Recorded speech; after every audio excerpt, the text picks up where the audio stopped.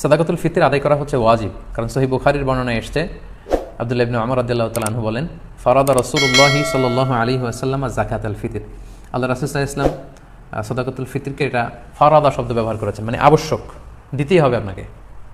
আপনার যদি সামর্থ্য থাকে এটা আদায় করতেই হবে। এটা সাধারণ কোনো দান সাদাকা নয়, এটা সাদাকাতুল ফিতর, এটা আপনাকে আদায় করতে হবে। ফারাদা শব্দ ব্যবহার করেছেন, মানে এটা খুবই গুরুত্বপূর্ণ, এটা ওয়াজিব। তাহলে সাদাকাতুল ফিতর আদায় করার হুকুম হচ্ছে ওয়াজিব। এবার আমরা জানবো যে কেন এটা দিতে হয়, কেন আমরা সাদাকাতুল ফিতর আদায় করব। সুনানে আবু দাউদের একটি হাদিসে সাদাকাতুল ফিতর আদায়ের দুইটি সিগনিফিকেন্স উল্লেখ করা হয়েছে। দুইটি কারণে সাদাকাতুল ফিতর দিতে হয়। এক হচ্ছে তুহরাতান লিস-সাইমি মিনাল লাগবি ওয়ার রাফাস। আমরা রোজা রাখতে যেভাবে রোজাটা রাখার দরকার ছিল, আমরা হয়তো অনেকে সেভাবে রোজাটা রাখতে পারিনি। আমরা কেউ হয়তো মিথ্যা কথা বলে ফেলেছি, কেউ হয়তো অন্যের গীবত করে ফেলেছি। এগুলো আল্লাহ মাফ করে দিয়ে যাতে রোজাটাকে আল্লাহ তাআলা ভালোভাবে কবুল করে নেন, এজন্য তুহরাতান লিস-সাইম, রোজাদারদেরকে পবিত্র করবার জন্য এই সাদাকাতুল ফিতরকে ওয়াজিব করা হয়েছে। 2 নম্বর সিগনিফিকেন্স হচ্ছে ওয়া তু'মাতান লিল মাসাকিন, মিসকিনদেরকে খাবার দেওয়ার জন্য।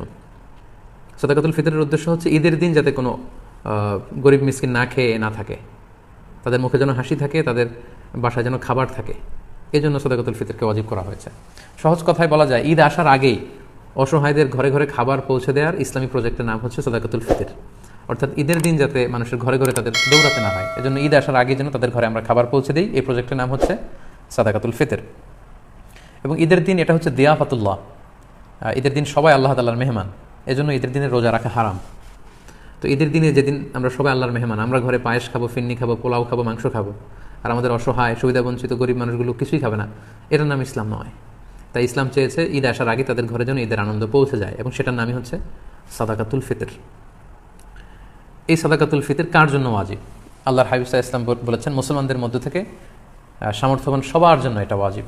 সহিহ বুখারীতে এসেছে, আব্দুল্লাহ ইবনে ওমর রাদিয়াল্লাহু তাআলা আনহু বর্ণনা করেন যে আল্লাহ রাসূল সাল্লাল্লাহু আলাইহি ওয়াসাল্লাম সাদাকাতুল ফিতরকে ওয়াজিব করেছেন আলাল আবদি ওয়াল হুররি ওয়াল যাকারি ওয়াল উনসা ওয়াস সগীরি ওয়াল কাবীরি মিনাল মুসলিমিন।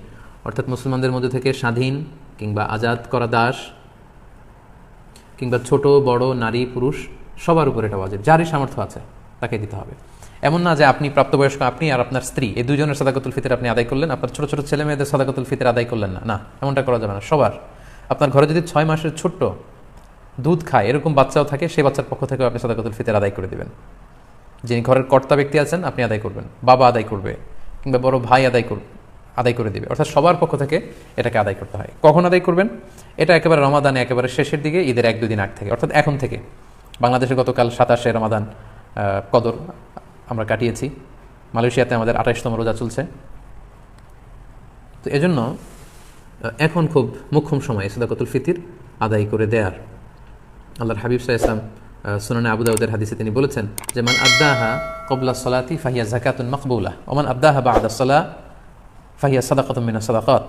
এটা ঈদের নামাজে যাওয়ার আগে যে ব্যক্তি এই সাদাকায়ে ফিতর আদায় করবে সে ফিতরার সওয়াব পাবে, অর্থাৎ সাদাকাতুল ফিতরের যে সওয়াব, পরিপূর্ণ সওয়াব সে ইনশাআল্লাহ পাবে।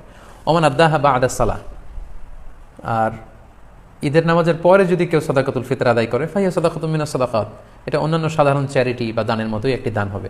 সাদাকাতুল ফিতরের যে সিগনিফিকেন্স বা সাদাকাতুল ফিতরের যে তাৎপর্য বা সওয়াব, এটা কিন্তু তখন সে আর পাবে না। তো এই জন্য সাদাকাতুল ফিতর ঈদ আসার 1-2 দিন আগ থেকে আপনারা দান করা শুরু করতে পারেন, এবং এটা ডেডলাইন হচ্ছে ঈদের সালাত। ঈদের সালাতের পরে কিন্তু আর সাদাকাতুল ফিতর আদায় করা যাবে না।